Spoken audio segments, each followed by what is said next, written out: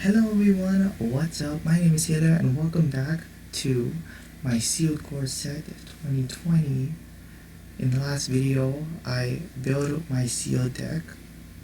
It is comprised of blue, red, green elementals and other good stuff. And if you want to know the contents of the deck, it'll be down in the description down below along with the deck building video. And finally, I'm recording this video right after the deck building video, and I'm just gonna go right into it. So that's why I'm still talking quietly, because it's past 12 o'clock midnight. So let's get into this. I'm not exactly sure how this works. I believe these are best of 3 formats, like in real life, and then I'm able to like sideboard cards in and out based on what I see out of my opponent's deck. So let's just see. Tsar Leonid. Alright. Blue, red, green. I need my low cost stuff, but I have all 3 of my colors and an Unsummon, which is not the worst thing. So I'll keep it. They mulliganed, it looks like.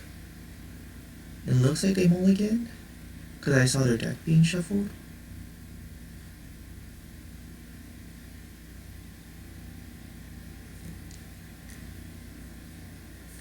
So, let's see. Tsar Leonid did mulligan.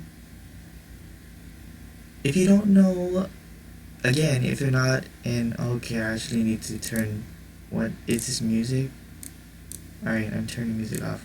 I'll turn the master volume up a little more, but turning music off. So, if you're not an avid fan of Magic, so they did mulligan. So if you're not an avid player or watcher of Magic the Gathering, they've recently, ooh, nice, that's awesome. I just need another land. They recently changed the mulligan form, the way to mulligan. So instead of getting rid of your hand, and I think I'm fine with the 1-3 being there. Instead of mulliganing your hand and drawing one less card than before, they made it so you shuffle your hand into your deck, and then you draw the 7 cards as normal, and then afterwards you choose one card that you don't want in your hand and you put it on the bottom of your deck. So that's how mulligans work now. Before, how it worked was you would draw one less card than your last hand. So if you mulligan from your first hand, you draw 6 cards, and then you decide whether you want to keep it or mulligan again down to 5 cards. And then after that, you look at the top card and decide if you want it on the top or bottom. I'm not going to block. I don't need to block right now. So I'm going to play Thicket Crasher. Not only is it a 4/3 Chandra, but I'm also able to use Risen Reef, so that's fine. No attacks. So now with Thicket Crasher on the board, all my elementals have every element has trample. Agonizing Siphon deals 3 damage, so it kills it. No blocks. So they're gonna be able to loot again.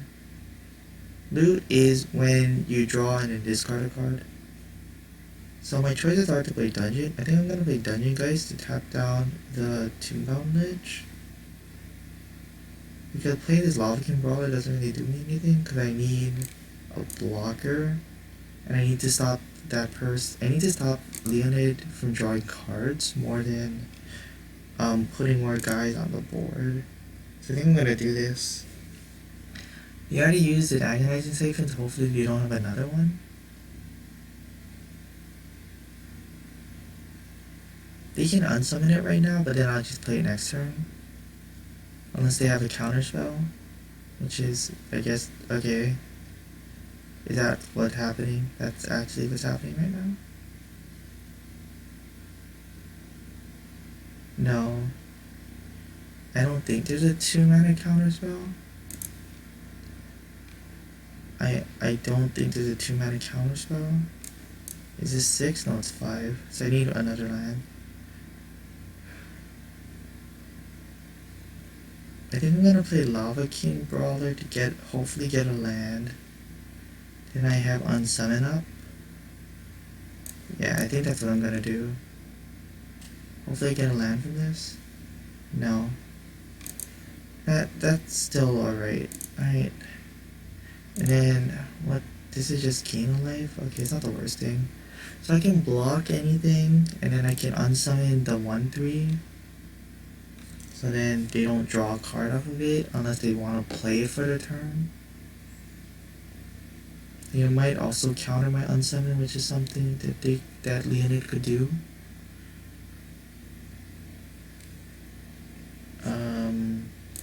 I guess I would unsummon it now. I mean, if they have the counter spell, then they just counter it. And it's like, if they don't, then if they play for the turn. Oh, they don't play it? Interesting. I think playing this is the best thing to do. Then I attack with this because it'll be a 4/4. And then I have a 6/5 menace creature on the board. The siphoning, whatever, the black spell that killed my Thicket Crasher doesn't destroy the Predator. What is this Predator? Yeah, it doesn't kill the Predator. And I mean, if they do want to unsummon it, then that's fine. Because they use Unsummon on the Predator. I just figure... Really? Okay, so now they can't play the Lich unless they have a Swamp. Like, I would like play the Lich and see if I got a Swamp first. Then I would have the Death Toucher. Okay, so if I play Lotus Fields, I sacrifice. Wait. Okay, so I can tap the mountains. So this is how you optimize mana sometimes when you have to sacrifice your lands. So I tap the mountains for red mana. So it's already in my mana pool. I play Lotus Field. I let it resolve. And then since I don't need the mountains because I have Lotus Field up, I can sacrifice the mountains and I still have the 2 red mana pool in my mana. I still have the 2 red mana in my mana pool. So what I can do is I can tap a green to play Diamond Knight. Right? Naming blue. I know I'm supposed to name green, but then I can play the Cloudkin. Oh, I could have played the Ferocious Pup. Oh, well, I guess this gives me another card.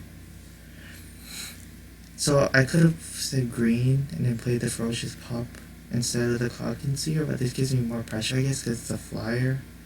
And then this still... Oh, no, this is better because this is a 4/4 again. So if they wanna block with the 1/3, it still dies. So this is still fine. So do they unsummon now? No, they just take 10. And then they gain a life at the end of turn? No? Okay. I don't know if Leonid's just missing triggers or not. Area Assault. Okay, so that's what they're looking for. Destroy target attack creature, gain life for each creature you control with flying. Okay. So I tap this for red. So I have 3 red.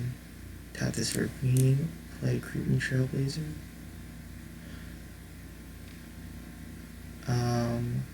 With the 2 red and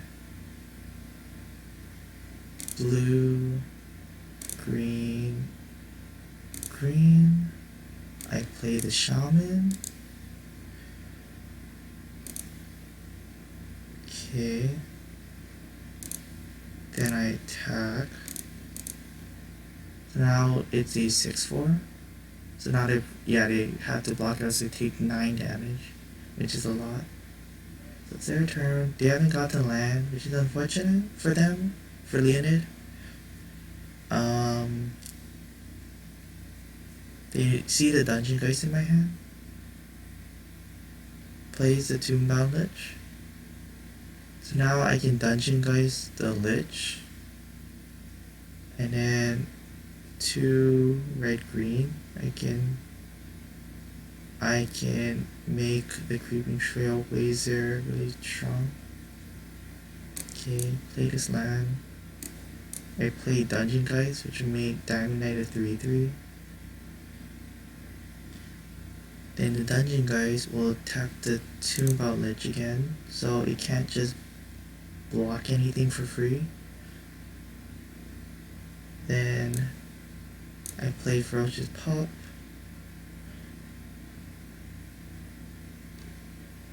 It creates a wolf. Then I attack.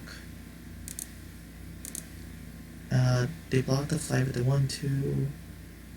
They block it with the 1/1. I can just full swing. Because that's a 6/4 that they have to block. Yeah.